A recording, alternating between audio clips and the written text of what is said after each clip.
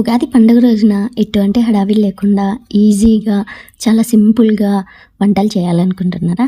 అయితే ఒక్కసారి ఈ శనగబెల్ల పాయసం, మామిడికాయ పులిహోర ట్రై చేసి చూడండి. టేస్ట్ అదిరిపోతుంది. చాలా చాలా సింపుల్గా అయిపోతుంది.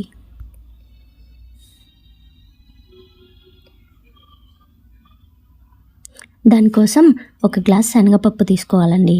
ఈ శనగపప్పును 2 సార్లు బాగా వాష్ చేసి దానికి తగినంత వాటర్ వేసి ఒక హాఫ్ అన్ అవర్ వరకు నానబెట్టాలండి.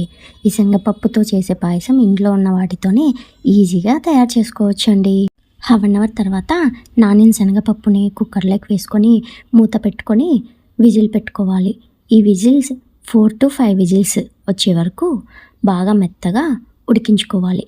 ఇది విజిల్స్ పోయే వరకు పక్కన పెట్టుకోవాలి. ఇప్పుడు ఒక కడాయి తీసుకొని 3 టేబుల్ స్పూన్ల నెయ్యి వేసుకోవాలి. నెయ్యి కరిగి వేడెక్కాక ఒక గ్లాస్ శనగపప్పుకి 1/2 గ్లాసు ఉప్మా రవ్వ వేసుకోవాలి. ఇది గోధుమ ఉప్మా రవ్వ. ఇది వేసుకొని బాగా ఫ్రై చేసుకోవాలి. ఇది పచ్చివాసన పోయే వరకు బాగా ఫ్రై చేసుకోవాలి. ఉప్మా రవ్వ ప్లేస్లో మీరు సేమియాలు, సగ్గుబియ్యం కూడా వాడుకోవచ్చు. ఇప్పుడు మూత తీసి చూస్తే శనగపప్పు బాగా ఉడికింటుంది. చూడండి, ఇక్కడ వీడియోలో చూపిస్తున్నట్టు ఇలా మెత్తగా ఉడకాలి.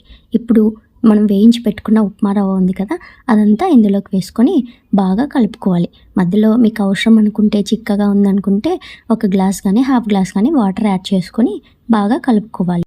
ఇందులో వేసిన ఉప్మా రవ్వ ఉడికే వరకు స్లోగా అడుగంటకుండా కలుపుతూ ఉండాలి. ఇప్పుడు 2 గ్లాసుల బెల్లం వేస్తున్నానండి. 1 గ్లాస్ శనగపప్పు, 1/2 గ్లాస్ ఉప్మా రవ్వకి కొంచెం ఎక్కువ, అంటే 2 గ్లాసుల బెల్లం వేసుకోవాలి. ఈ బెల్లం కరిగే వరకు స్లోగా ఇలా గరిటెతో కలుపుకుంటూ అడుగంటకుండా కలుపుకోవాలి. అంతలోపు మనం పక్కన ఒక కడాయి తీసుకొని 3 స్పూన్ల గీ వేసుకొని క్యాషు, కిస్మిస్ వేసుకొని వేయించుకోవాలి. ఇవి సగం వేగాక మనం కట్ చేసి పెట్టుకున్న ఎండు కొబ్బరిని కూడా వేసుకొని వేయించుకోవాలి. ఎండు కొబ్బరి వేసుకుంటే టేస్ట్ చాలా బాగుంటుందండి. ఇప్పుడు వేయించిన జీడిపప్పు, ఎండు కొబ్బరి, కిస్మిస్లను వేసుకొని బాగా కలుపుకోవాలి. అంతే అండి, ఎంతో టేస్టీగా సింపుల్గా అయిపోయే శనగబెల్ల పాయసం, శనగపప్పు పాయసం రెడీ. ఇది మీరు కూడా ఒకసారి ట్రై చేసి చూడండి. ఎలా వచ్చిందో కామెంట్ సెక్షన్లో తెలియజేయండి.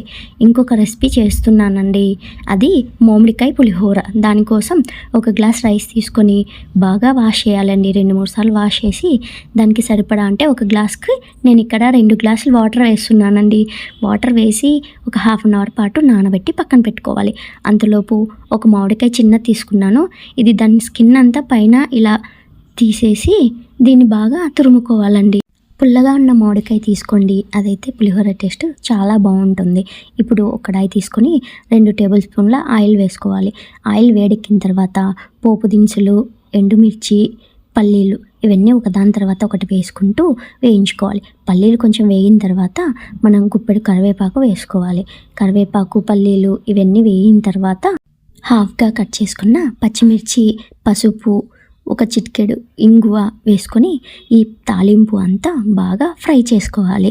చూడండి, ఇక్కడ తాలింపు అంతా ఫ్రై అయింది. తర్వాత మనం తురిమి పెట్టుకున్న మామిడికాయ ఉంది కదా, అది వేసుకొని మామిడికాయ తురుముకి ఈ మసాలాలంతా బాగా పట్టి ఆయిల్లో బాగా మగ్గేలాగా ఫ్రై చేసుకోవాలి.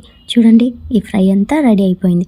ఇప్పుడు మనం ఉడికించి పెట్టుకున్న రైస్ ఉంది కదా, అది ఒక బౌల్లోకి తీసుకొని ఇలా మొత్తం స్ప్రెడ్ చేసుకుంటూ చల్లారబెట్టుకోవాలి. చల్లారితేనే రైస్ బాగా పొడి పొడిగా ఉంటుంది.